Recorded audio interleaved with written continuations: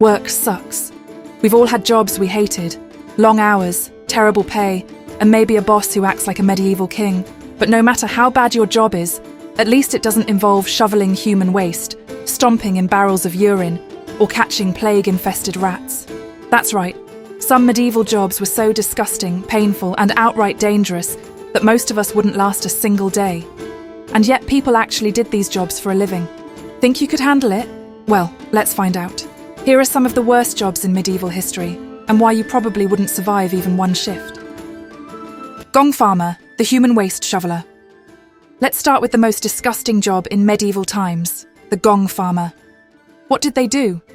They shoveled human waste out of latrines, cesspits, and castle toilets. Back then, there were no flushing toilets. Instead, people used holes in the ground or castle garderobes, just a fancy name for a toilet that dropped straight into a pit of filth. Someone had to clean that out when it got full, and that unlucky soul was the Gong Farmer. These workers went into the pits at night, armed with nothing but a shovel and a nose of steel. Their job was to scoop up the human waste, transport it out of the city, and dump it in fields. But here's where it gets worse. They weren't allowed to live inside city limits because they smelled so bad. They often died from disease. Standing waist-deep in sewage wasn't exactly hygienic. They sometimes drowned. Yes, drowning in human waste was a real occupational hazard. Would you survive one night as a medieval poop shoveler? Probably not. Rat catcher, plague on two legs. You know how people say, that job's a rat race? Well, in medieval times, it was literal. Rat catchers were responsible for hunting and killing rats, which sounds easy until you realise that medieval rats weren't just pests, they were walking bioweapons. These rats carried the Black Death, a disease that wiped out half of Europe. And guess who was in direct contact with them every day? That's right, the rat catcher. To do their job, rat catchers had to crawl into dark, filthy places, like sewers, basements, and abandoned buildings. Handle live rats with their bare hands or primitive traps. Carry diseased rats through the streets, sometimes keeping them alive to breed more for extermination training. Yes, they had practice rats. Needless to say, many of them caught the plague and died. Would you survive long in this job? Probably about as long as it takes to catch your first infected rat. Fuller, the urine stomper. Next up, let's talk about medieval laundry. You might think cleaning fabric is a simple job, but fullers had it rough because their main tool was human urine. Fullers were responsible for cleaning raw wool to make cloth. The problem? Wool is naturally greasy and covered in dirt, so it had to be soaked in a special liquid to break it down. And what was that liquid? Buckets of urine. Fullers would stand barefoot in barrels of pee, stomping the wool for hours to get it clean. The smell? Absolutely revolting. But the real danger was the chemical exposure. Urine contains ammonia, which, over time, could burn their skin and damage their lungs. And here's the worst part. People donated their urine for free. Some towns had collection pots on the street where passers-by could contribute. Fullers often suffered from skin infections and respiratory issues from inhaling fumes all day. There was no way to wash off the stink. These people reeked 24/7. If your job makes you feel like you're knee-deep in garbage, just remember, at least it's not knee-deep in a vat of pee. Tanner, the man who smelled worse than death. Ever worn a leather jacket? Well, in medieval times, making leather was one of the nastiest jobs imaginable. Tanners were responsible for turning animal hides into leather. But before leather became soft and wearable, it had to be soaked, scraped, and treated. A process that involved rotting flesh, dog feces, and more urine. Here's what the job looked like.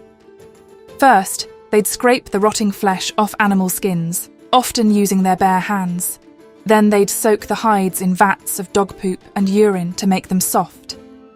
Finally, they had to dry and stretch the leather while inhaling the stench of decomposition. Tanneries were so disgusting that they were built outside city walls because no one could stand the smell. People literally avoided tanners because they stank worse than a corpse. Could you handle this job? Let's be honest. Most of us would gag before lunch break. Leech collector, the blood-sucking nightmare. If you thought medieval medicine was bad, wait until you hear about leech collectors. People who had to wade into filthy swamps and let blood-sucking leeches attach to their skin. Leeches were a popular medieval medical treatment used to drain bad blood and cure everything from headaches to infections. But someone had to catch them, and that job fell to the unfortunate leech collectors. How did they do it? By using their own bodies as bait. They'd walk barefoot through muddy ponds and swamps, waiting for leeches to latch onto their legs. Once enough leeches were attached and drinking their blood, they'd pry them off and collect them in jars. Then, they'd sell the leeches to medieval doctors, who used them for bloodletting. Sounds bad? It gets worse. They lost a lot of blood. Some collectors would pass out from blood loss after a long day's work. The wounds from the leeches often got infected, leading to ulcers and permanent scars. Since they spent hours in dirty water, they were constantly at risk of disease, parasites, and skin infections. And the pay? Barely enough to survive.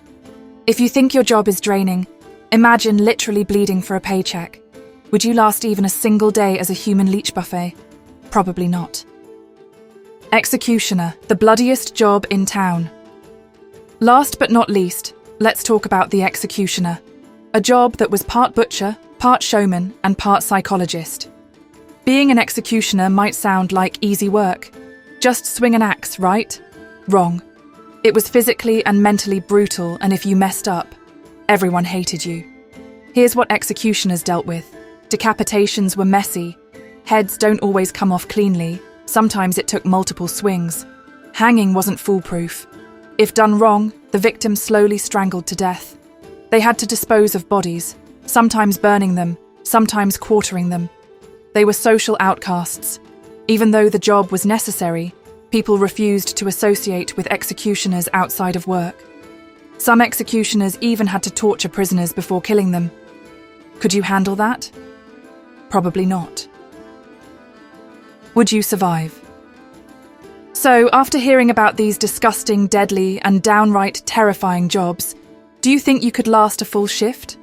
Let's be honest, most of us would be running for the hills at the first whiff of rotting leather, human waste, or plague-infested rats. But for medieval workers, these weren't just jobs. They were the only way to survive.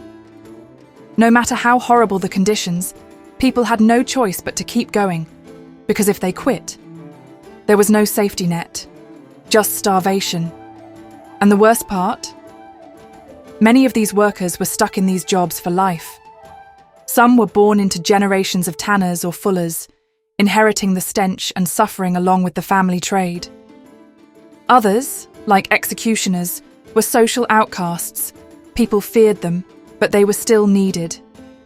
It's easy to look back and think, wow, how did they live like that? But for them, this was normal. The medieval world was brutal, and if you weren't lucky enough to be born rich, you did whatever you could to get by, even if it meant being covered in filth, losing your teeth, or breathing in deadly fumes every single day. So, which of these jobs do you think is the worst? Would you rather spend a day stomping in urine, catching plague rats, or drowning in human waste? Let us know in the comments. And if you love crazy medieval history, don't forget to like, subscribe, and hit the bell so you don't miss the next video. After all, history isn't just about kings and battles, it's about the people who actually had to do the dirty work.